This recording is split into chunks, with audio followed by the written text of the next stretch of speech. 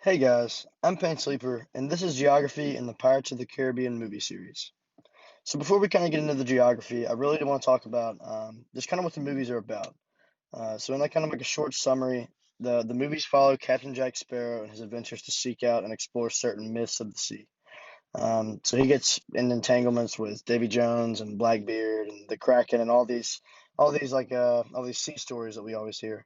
And his journey takes him through various locations across the Caribbean Sea and even to Singapore once during the series. I think it's in the third movie. Some of these locations are actual places, but some are imaginary islands that are filmed in real places.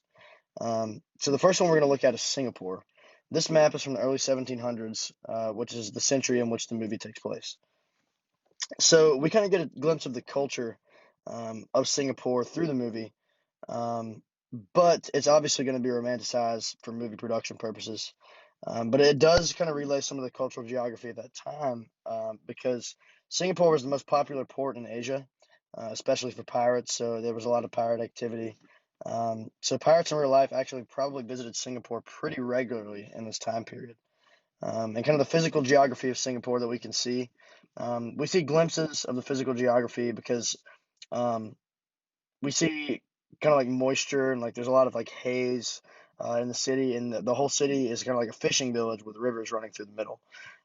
So it was probably very poorly developed, but was kept alive by the pirate traffic, especially in this time period.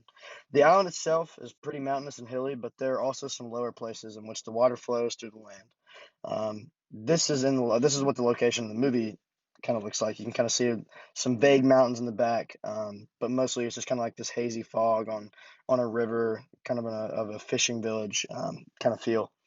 Next up, we see a glimpse of Port Royal in the majority of the first movie.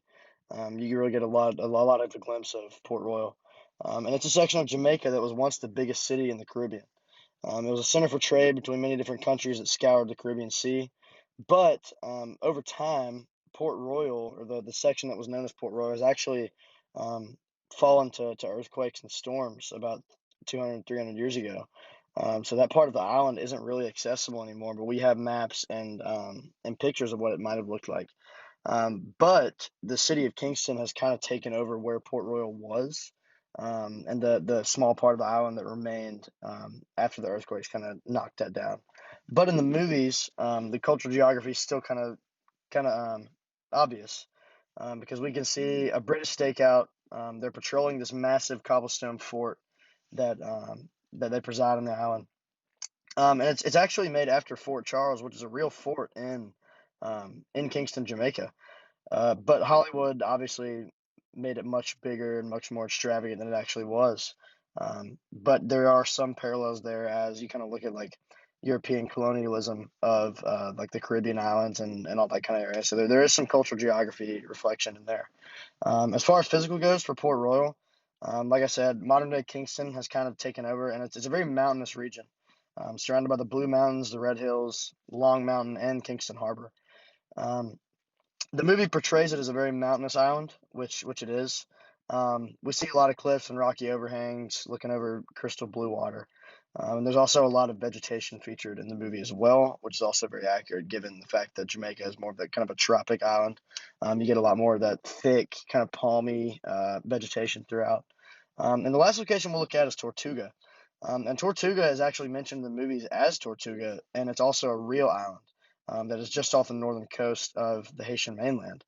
And it's a very popular tourism location, and it's actually one of the most visited locations in Haiti and is responsible for a majority of the tourist presence. So in the movie, we kind of see some cultural geography reflected as the place that all the pirates go to gather and engage in their various debauchery together. Um, and as it turns out, the cultural geography is kind of paralleled there as well because everything we know about Tortuga during this time period, this is actually kind of like a safe haven for those who lived in like a pirate's life. So there were taverns and bars, and this is where they went to just act up, whether it was prostitution or whether it was just to have a good time. This is kind of where they parked their ships and went and had a grand old time.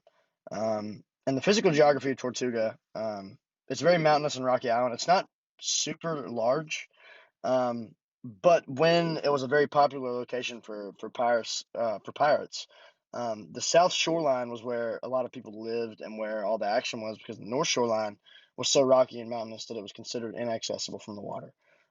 So that is the physical and cultural geography of three separate locations throughout the Pirates of the Caribbean movies. And I hope you learn kind of some parallels that you can draw, whether it be cultural or physical, from the movies.